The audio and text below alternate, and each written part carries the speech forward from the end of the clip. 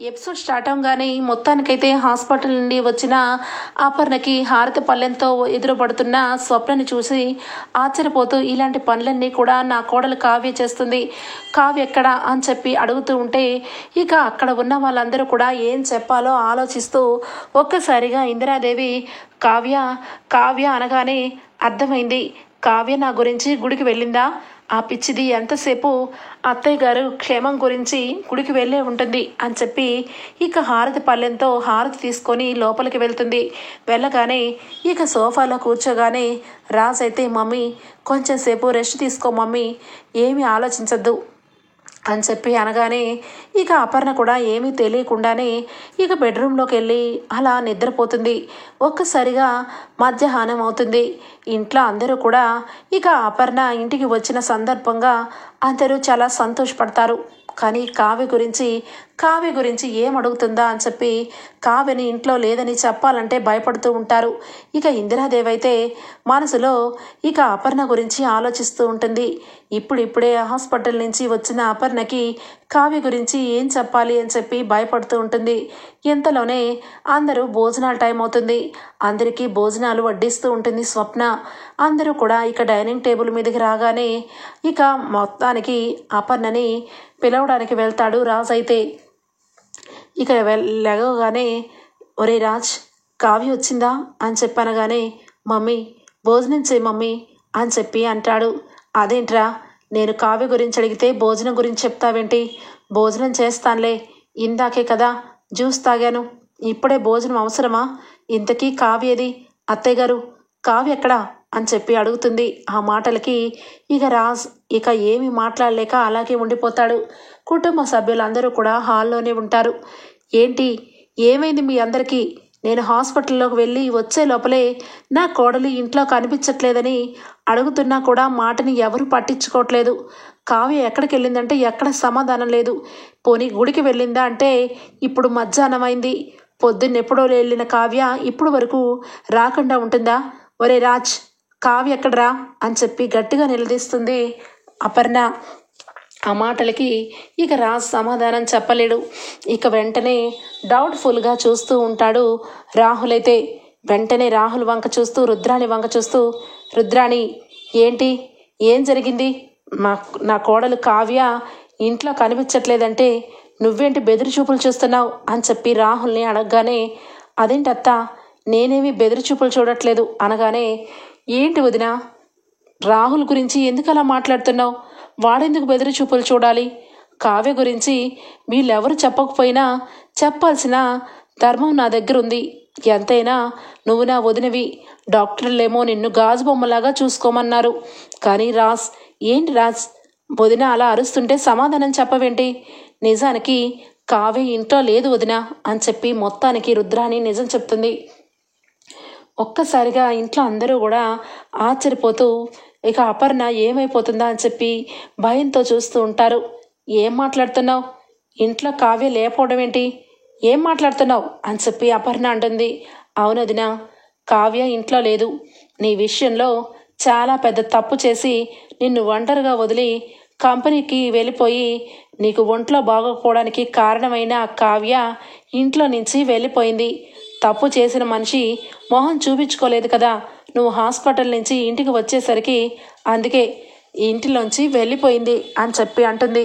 నోర్ముయ్ ఏం మాట్లాడుతున్నావు, నా కోడలు తప్పు చేయడం ఏంటి, మొహం చూపించుకోలేకపోవడం ఏంటి, అసలు ఏం మాట్లాడుతున్నావు, నువ్వే ఏదో చేసుంటావు, నా కోడలు ఇంట్లో నుంచి వెళ్ళిపోయింది అంటే నేను అంత తొందరగా నమ్మలేను, నా కోడల్ని నువ్వు నీ కొడుకు ఏదో చేసుంటారు అని చెప్పి అనగానే ఏంటొదినా ఎంత మాట అంటున్నావు వదినా, నిజానికి నీ కోడల విషయం మీద నీకు అంత నమ్మకం ఉంది, నా మీద నా కొడుకు మీద ఎందుకు వదినా అంత ద్వేషం, నిజానికి నీ కోడలి ఇంట్లోంచి వెళ్ళిపోవడానికి నేను కారణం కాదు, కావాలంటే రాజ్ని అడుగు, ఏంట్రా రాజ్ ఆ రకంగా వదిన మాట్లాడుతుంటే సమాధానం చెప్పవేంటి, ఇంట్లో కావ్య ఏం రకంగా వెలగపెట్టిందో ఈ విషయాలన్నీ నీ నోటితో చెప్తావా నేనే చెప్పాలా అనగానే ఒరే రాజ్ ఏంట్రా మాట్లాడావు, కావ్య ఇంట్లో నుంచి వెళ్ళిపోవడం ఏంటి, కావ్య ఏం తప్పు చేసిందనరా ఇంట్లో నుంచి వెళ్ళిపోయింది చెప్పు అనగానే మమ్మీ నువ్వు హాస్పిటల్లో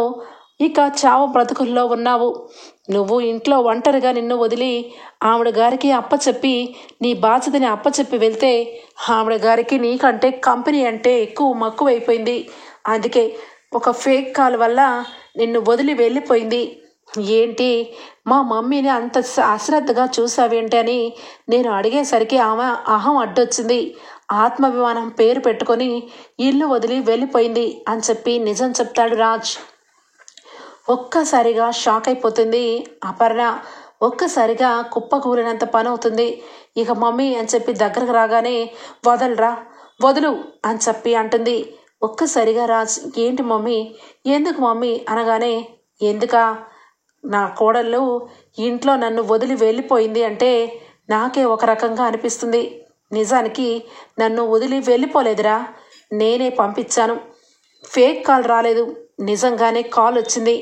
నా కోడలు నాకు ఎంతో ఆప్యాయంగా భోజనం వడ్డించి అత్తయ్య గారు తినండి, అత్తయ్య గారు టయానికి టాబ్లెట్ వేసుకోండి అని ప్రేమగా నా పక్కనే కూర్చొని ఉంది.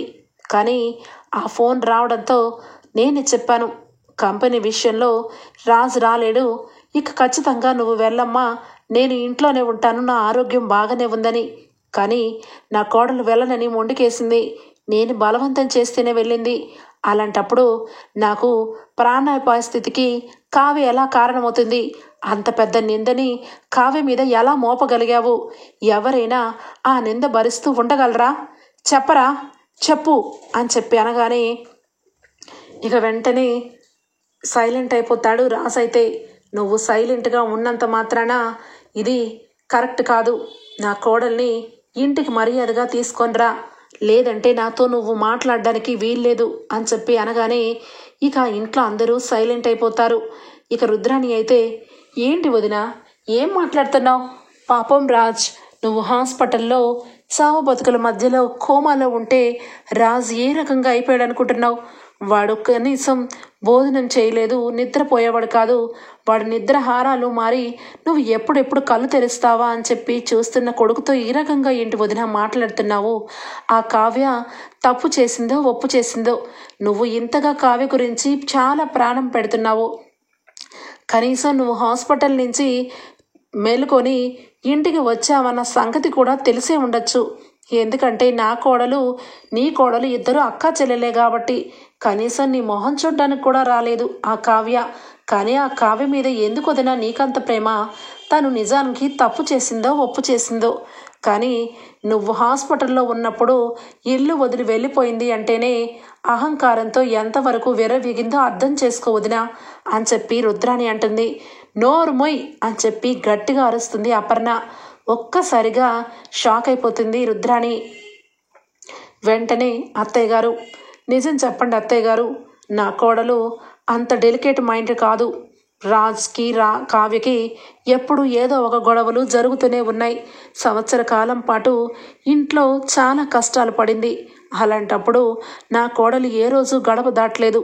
అలాంటిది ఈరోజు గడప దాటి వెళ్ళిపోయింది అంటే ఏదో పెద్ద విషయమే జరిగింది. చెప్పండి అత్తయ్య గారు, చెప్పండి, మీరు నిజం చెప్తారని అనుకుంటున్నాను అనగానే ఇక వెంటనే అమ్మ అపర్ణ ఆవేశపడద్దు, నీ ఒంట్లో బాగలేదు, నువ్వు కూర్చో అమ్మా, నేను చెప్తాను. వాడు నా మనవడు చాలా పెద్ద తప్పు చేశాడు. నిజానికి తల్లి మీద ప్రేమ ఉండొచ్చు, కానీ ప్రేమ ఉన్న చోటే ద్వేషం ఉన్నట్టు భార్య మీద అంతగా ద్వేషంగా మాట్లాడాడు వీడు ఆ రోజు. కేవలం ఇక ఎందుకు మాట్లాడాడో తెలియదు, కానీ వాడు మాట్లాడిన ప్రతి ఒక్క మాట కావ్య జీవితాంతం గుర్తుండిపోయేలాగా, మనసు విరిగిపోయేలాగా మాట్లాడాడు. నా మనవరాలు తల్లడిల్లిపోయింది. అప్పటికి నేను ఏ తప్పు చెయ్యలేదు, అత్తయ్య గారే నన్ను పంపించారండి, నన్ను నమ్మండి అని చెప్పి ప్రాధాయపడితే అసలు నువ్వు ఈ ఇంటి కుటుంబ సభ్యురాలివే కాదు, నువ్వు ఈ ఇంటికి అసలు కోడలివే కాదు, నీతో నేను బలవంతంగా కాపురం చేశాను, నువ్వంటే నాకు ఇష్టం లేదు అని చెప్పి మొహం మీదే చెప్పాడు వీడు అని చెప్పి అనగానే దెబ్బకి అపర్ణ షాక్ అయిపోతుంది. ఏంటి అత్తయ్య గారు, వీడు ఇన్ని మాటలు అన్నాడా అనగానే అవును అపర్ణ, నాకే విన్న నీకే బాధ అనిపిస్తుంటే కళ్ళారా చూస్తూ అలాగే బొమ్మలాగా నుంచున్న మా పెద్దరికంతో మేమెంత బాధపడుతున్నామో ఎవరికేం తెలుసు.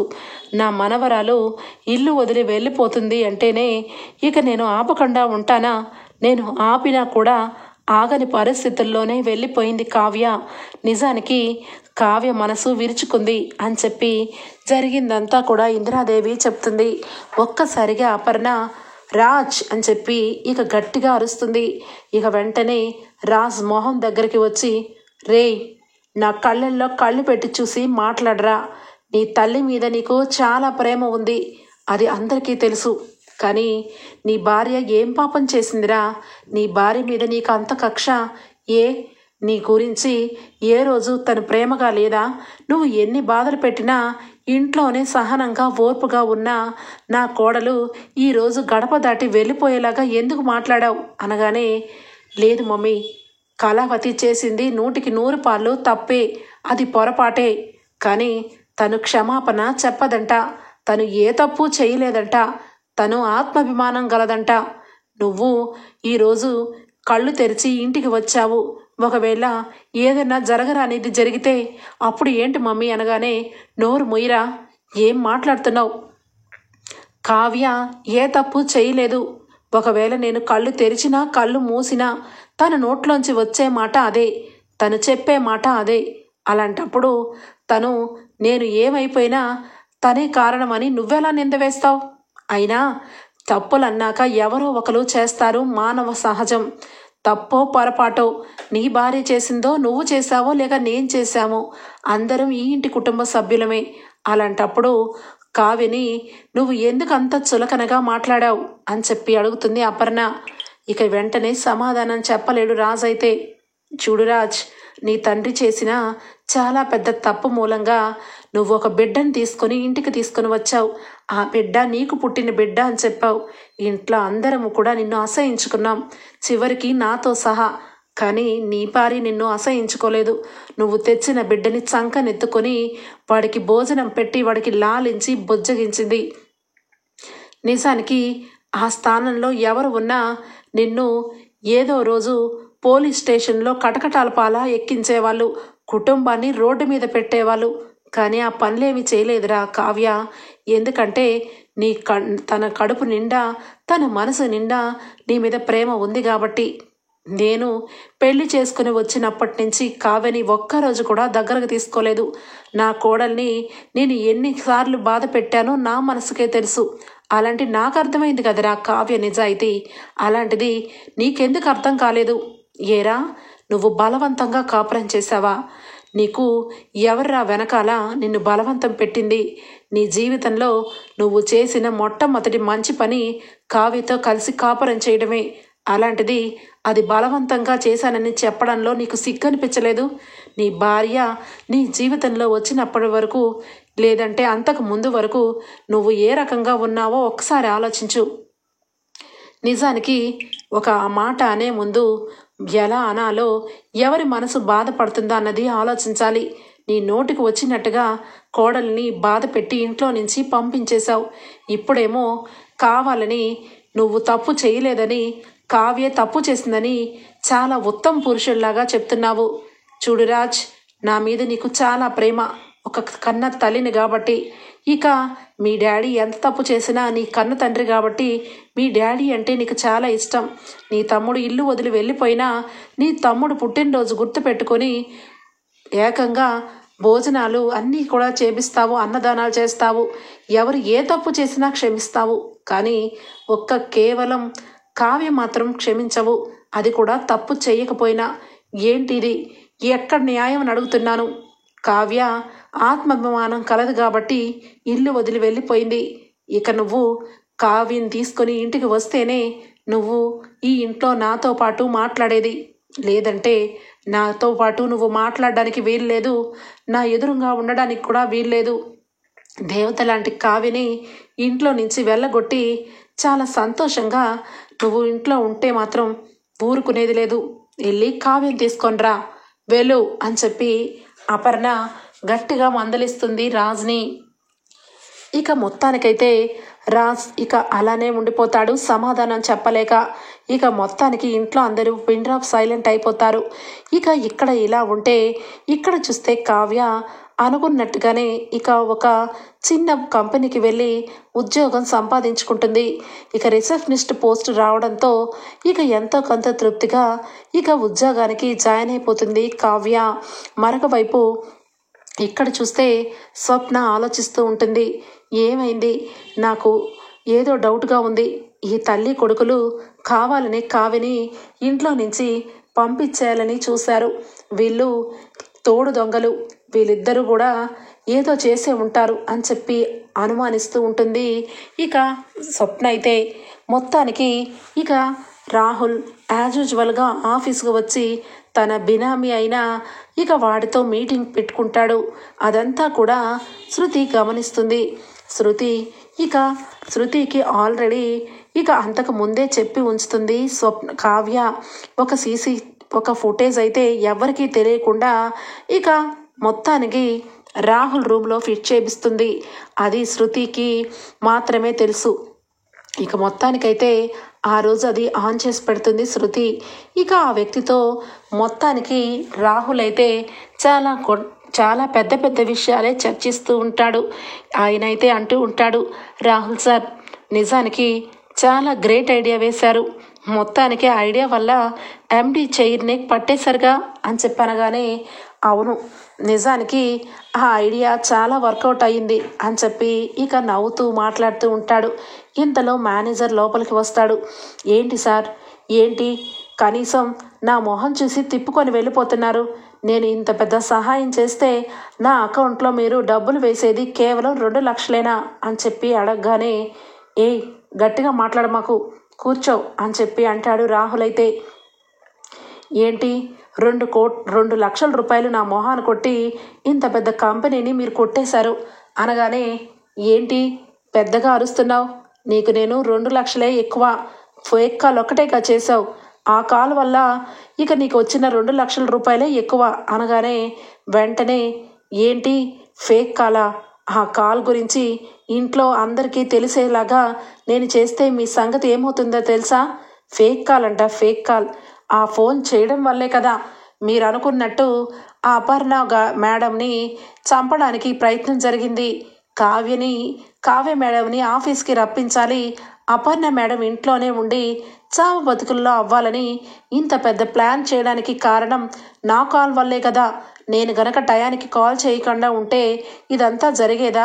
మీరు ఎండి స్థానంలో కూర్చునే వాళ్ళ చెప్పండి అనగానే హే హే హే ఏంటి ఆవేశపడుతున్నావు? సైలెంట్గా ఊరుకో, గోడకి చెవులకి అన్నిటికీ ఉంటాయి.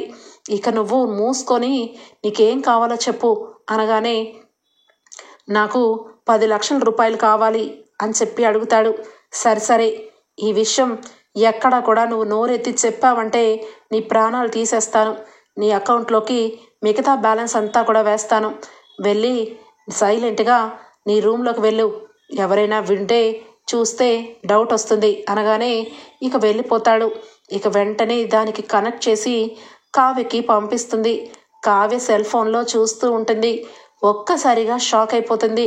రాహుల్ ఇక ఆ మేనేజర్తో మాట్లాడిన మాటలు, ఇక బినామీతో మాట్లాడిన మాటలు మొత్తం కూడా లైవ్లో వింటుంది కావ్య. ఒక్కసారిగా షాక్ అయిపోతుంది.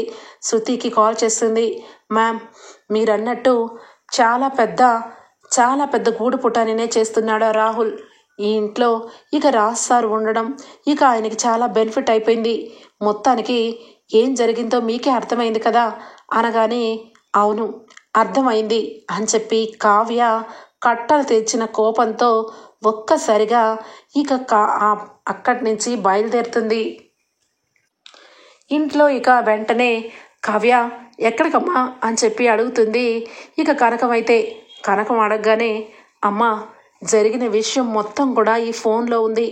నిజానికి ఆ రాహుల్ ఎంత దుర్మార్గుడో, ఎంత చండాలుడో ఈ ఫోన్ చూస్తే తెలుస్తుంది.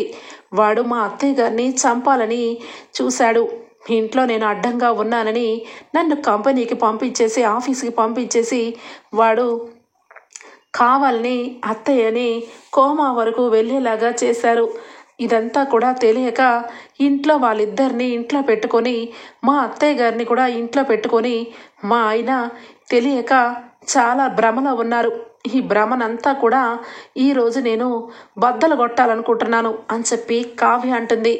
ఒక్కసారిగా ఇక కనకం కృష్ణమూర్తి వాడు ఎంత దుర్మార్గుడు, వాడి దుర్మార్గుతనం ఇంకా వాడికి బాగా నిండిపోయింది. ఈ రోజుతో దుగ్గిరాల కుటుంబానికి వాడికి ఉన్న బంధం మొత్తం తెగిపోతుంది అని చెప్పి ఇల్లు దాటి వెళ్తారు. ఇక వెళ్ళగానే ఇంట్లో ఆల్రెడీ ఇక రాహుల్ రుద్రాని ఇద్దరు కూడా మాట్లాడుకుంటూ ఉంటారు.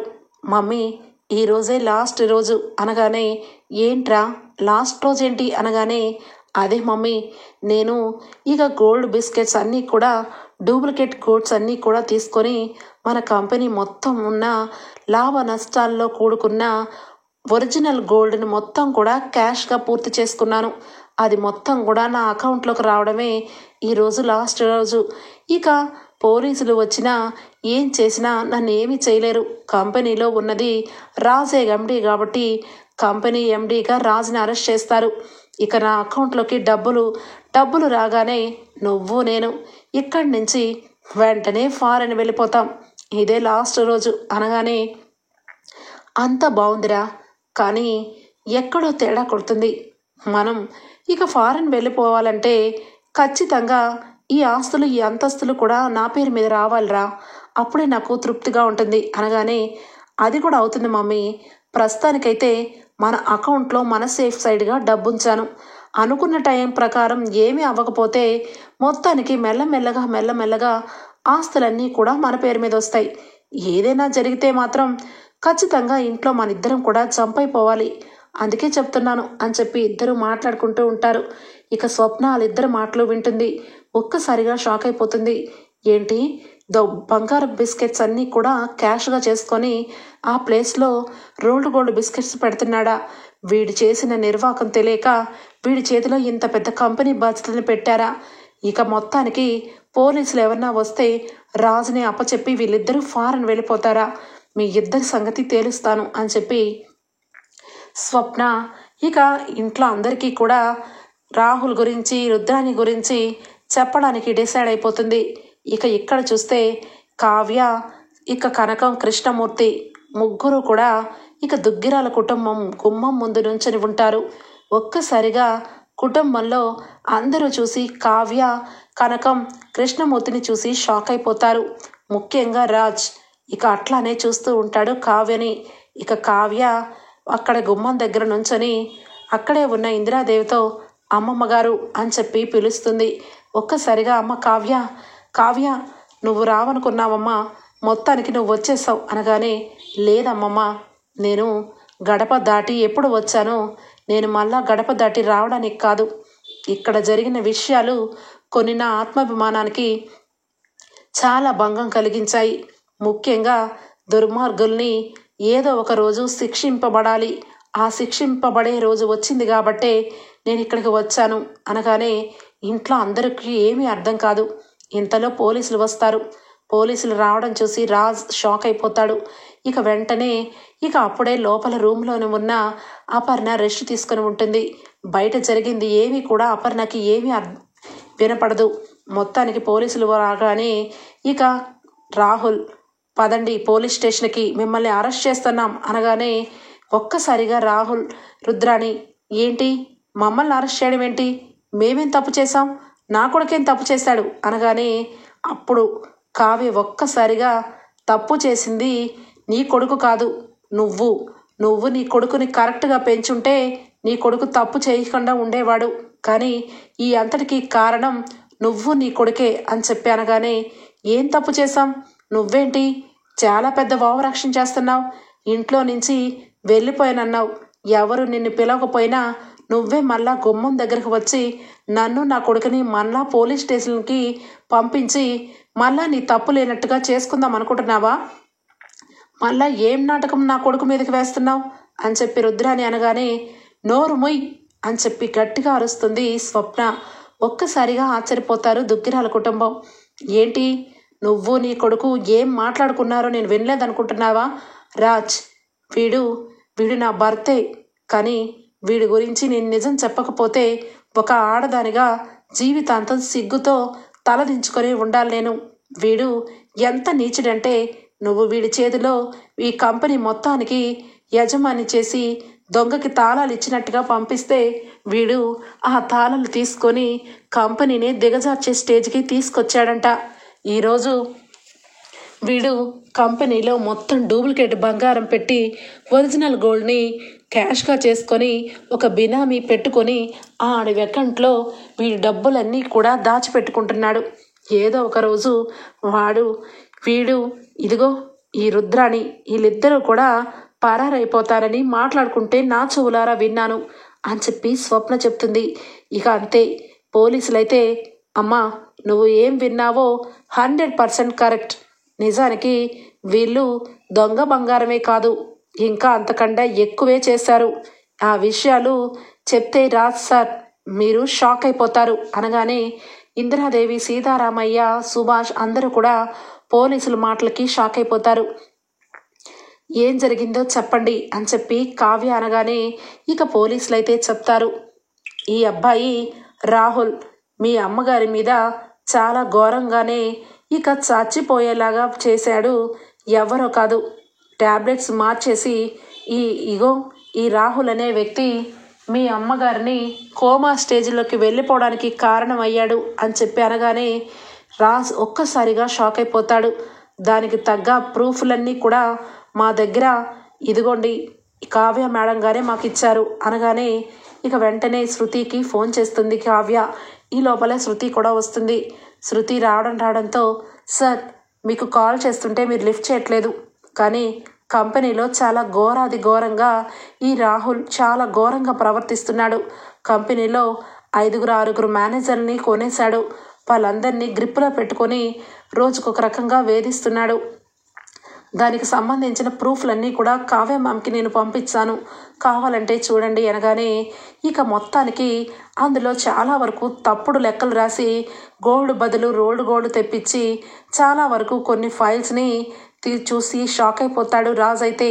ఇవన్నీ పక్కన పెడితే ఈ సీసీటీవీ ఫుటేజ్ కనెక్షన్ మొత్తం కూడా మీ మేడం గారికి సెల్ ఫోన్కి వచ్చేలాగా కనెక్ట్ చేసుకున్నారు.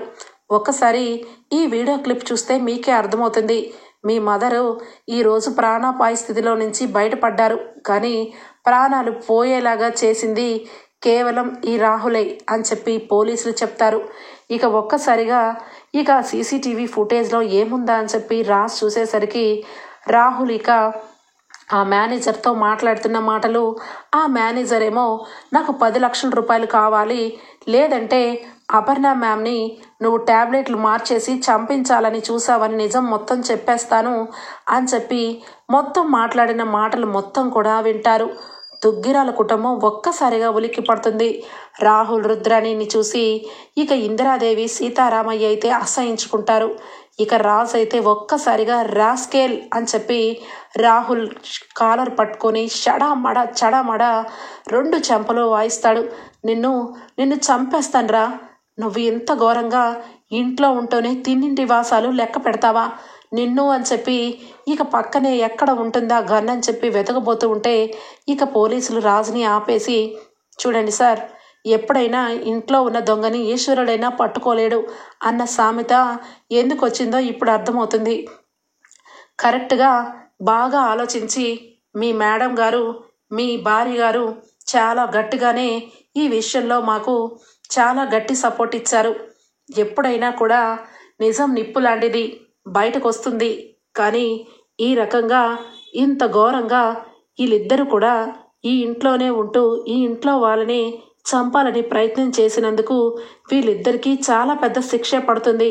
మీరు అనవసరంగా చట్టాన్ని మీ చేతిలోకి తీసుకోవద్దు అని చెప్పి ఇక రాహుల్ని, రుద్రాణిని అరెస్ట్ చేస్తారు. ఇక ఒక్కసారిగా రుద్రాణి, ఏంటి నా చేతికి సంకెళ్ళు వేస్తున్నారు, నేనేం తప్పు చేయలేదు, వాడేదైనా చేసుంటాడేమో, నేను కాదు అని చెప్పి అంటూ ఉంటే ఇక ఇందిరాదేవి, అన్నిటికీ నువ్వే కారణం, నువ్వు సరిగా వాడిని పెంచుంటే వాడు ఈరోజు తిన్న ఇంటికి పిన్నింటి వాసాలు లెక్క పెట్టాలనుకోలేదు, కానీ నీ పెంపకంలోనే వాడు అలా తయారయ్యాడు. ఒక మనిషి ప్రాణాలు పోయినా పర్వాలేదు, ఆస్తే మాకు ముఖ్యం, డబ్బే మాకు ముఖ్యం అనేలాగా పెంచావు అంటే నువ్వు ఎంతటి మంచిదానివో అర్థమవుతుంది. నిన్ను పాముకు పాలు పోసి పెంచినట్టు నిన్ను ఇంటికి తీసుకొని పెంచినందుకు మాకు చాలా పెద్ద ప్రతిఫలమే ఇచ్చావు. పోలీసులు ఇక ఈ దరిద్రగొట్టు దాని మొహం నిన్ను చూడలేను, దీన్ని అరెస్ట్ చేయండి అని చెప్పి ఇందిరాదేవి అంటూ ఉంటుంది. ఇక కావ్య అమ్మమ్మ గారు, అత్తయ్య గారు ఎక్కడున్నారు అనగానే ఇంతలో అపర్ణ వస్తుంది. అపర్ణ చూసి అమ్మ కావ్య వచ్చావా, తీసుకొచ్చాడా రాజ్ అనగానే ఇక వెంటనే పోలీసులు రుద్రాణిని రాహుల్ని తీసుకొని వెళ్ళిపోతారు. ఇంట్లో అందరూ కూడా సైలెంట్ అయిపోతారు. రాజ్ ఇక ఈ విషయం ఇక్కడితో మర్చిపోవడం మంచిది, మమ్మీకి తెలియకూడదు అనగానే వెంటనే ఇక అపర్ణ చాలా ఆపు, నా ప్రాణాల కోసం ఇంట్లో జరిగిన విషయాలన్నీ నాతో చెప్పొద్దంటావేంటి, మొత్తం విన్నాను. ఈ రుద్రాని ఈ రాహుల్ ఇద్దరు కూడా చాలా చండాలంగా ఈ ఇంట్లోనే ఉంటూ నా ప్రాణాలు తీయాలని చూశారని నా కోడలు ఈరోజు నలుగురు ముందు ప్రూవ్ చేసింది. అందుకే పోలీసులు అరెస్ట్ చేశారు. ఇదంతా నాకు తెలిసింది. ఇదంతా నాకు తెలిస్తే కావ్య నిజాయితీ పరురాలని అందరి ముందు తెలిసిపోతుందని అనుకుంటున్నావా అని చెప్పనగానే లేదు మమ్మీ, నేను సిగ్గుతో తలదించుకొని ఉన్నాను. చచ్చిన పామును ఇంకాస్త చంపద్దు, దయచేసి నాకు మొహం ఎత్తుకోవాలన్నా కళావతి మొహం చూడాలన్నా చాలా సిగ్గేస్తుంది అని చెప్పి తలదించుకొని ఉంటాడు. ఇక కావ్య అమ్మ కావ్య జరిగిన దానికి వాడు చాలా పశ్చాత్తాపడుతున్నాడు. జరిగిందేదో జరిగిపోయింది, ఇక నువ్వు లోపలికి రా అని చెప్పి ఇక అపర్ణ కావ్యని లోపలికి తీసుకొస్తుంటే కావ్య వద్దు అత్తయ్య గారు, దయచేసి నన్ను లోపలికి రమ్మనద్దు. నేను ఈ గడపకి ఎందుకు వచ్చానంటే నిజం నిప్పు లాంటిది, బయట పెట్టాలని కాదు. నా అత్తగారి ప్రాణాలు తీసే వ్యక్తి ఈ ఇంట్లో ఉంటే మా అత్తగారికి ఇంకాస్త ప్రాణ నష్టం జరుగుతుందేమోనని భయపడి తీసుకొని వచ్చాను. తాతయ్య గారు, నానమ్మ ఈ కుటుంబానికి మూల వృక్షాలు. మీరు ఎంతగానో కష్టపడి ఒక వ్యవస్థని మీరు స్థాపించారు. ఆ వ్యవస్థని చిందర వందర చేస్తూ ఆ వ్యవస్థని నలుగురు ముందు నవ్వుల పాలు చేస్తాడని ఆ రోజు కూడా నేను అత్తయ్య గారిని వదిలి వెళ్లాల్సి వచ్చింది. అది ఎవరికీ అర్థం కాలేదు, ముఖ్యంగా ఆయన గారికి.